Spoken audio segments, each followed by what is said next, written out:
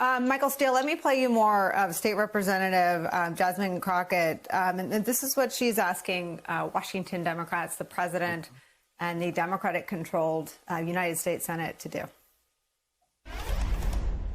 I want him to hear our cries and hear how significant this is and how much we need him. So for me, it's going to be more so of an ask for him to push as hard as he can. This filibuster we have to do away with it, because once again, it's Republicans being allowed to be obstructionists. So Michael Steele, this is now at President Biden's doorstep. What do you make of this newly aggressive move by Texas Democrats, in a vast minority there, but refusing to take this? Would that aggression be a contagion within the Democratic Party? You'd be in a very different space right now. I just don't look. I understand the politics probably too well in many respects.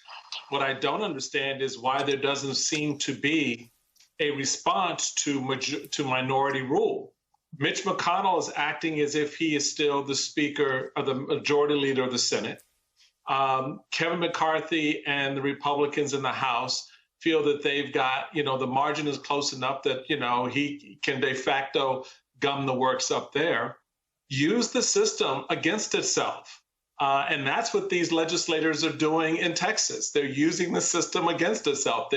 They are saying, OK, we are willing to get on the road and fly to another part of the country to press the case for voting rights. So if I'm the Biden administration at this point, what I have to take from that in this speech tomorrow is a declaration to engage the Republicans on that ground and tell the American people why. Nothing else. There's not another legislative bill in the House or the Senate that can get passed and has the kind of support of the American people if you don't fundamentally deal with the right to vote.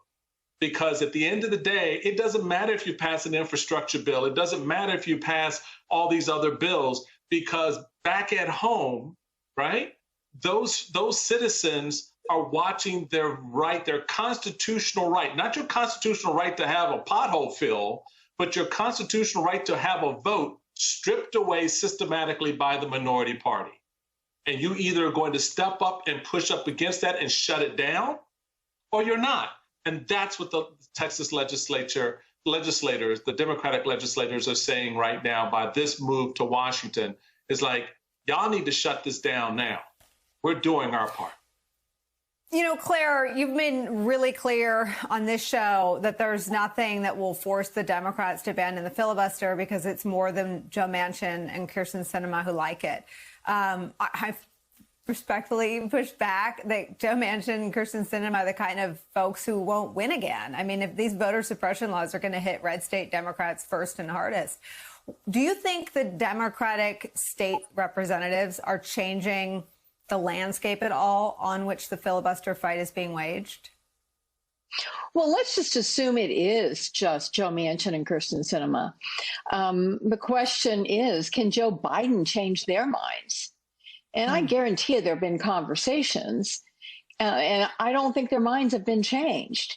You can look at this another way, Nicole, and I know this is painful for people to hear, but the minority in Texas is using a procedure to block what they're trying to do in Texas, just as the minority in the Senate is using a procedure to try to block what the Democrats are trying to do in Washington. Except it's a much closer body in Washington. It's 50-50. So you got to have everybody on the wagon. And we don't right now. Do I wish we did for filibuster reform, and particularly for protecting voting rights? But the other thing we got to talk about, and maybe you're planning on bringing this up next, is the Supreme Court. This decision on July 1st was awful for voting rights. The Supreme Court said loudly and clearly that the federal government really doesn't have any ability under the Constitution to stop these laws in these individual states. So we've got even a bigger problem than just Joe Manchin and Kyrsten Sinema. We've got a bunch of folks on the Supreme Court that are no longer friendly to voting rights enforcement in this country. And Nick Corsinini, this is something you and I talked about on the day that that decision came down.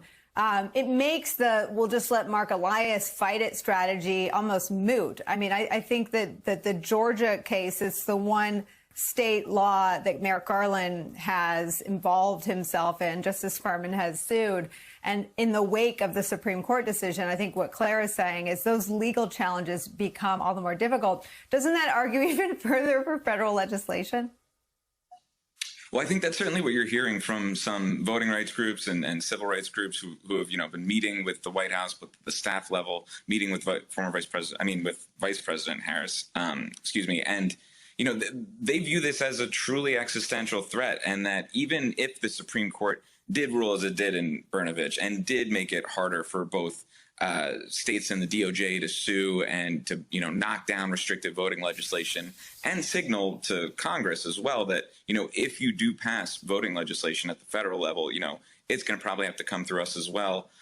That doesn't matter because the immediacy of the fight and the immediacy of the impact here is kind of what they're saying. And they're saying that we need immediate action now. We need federal voting legislation now that can, help protect the right to vote now in the upcoming elections. And then you can have a fight at the Supreme Court, when that time comes. And it kind of fits with how they viewed a lot of these restrictive voting laws kind of around the country as well. Democrats might have pointed to lawsuits as a way to fight back in Georgia early on, the first major battleground state to pass a massive overhaul of their electoral process.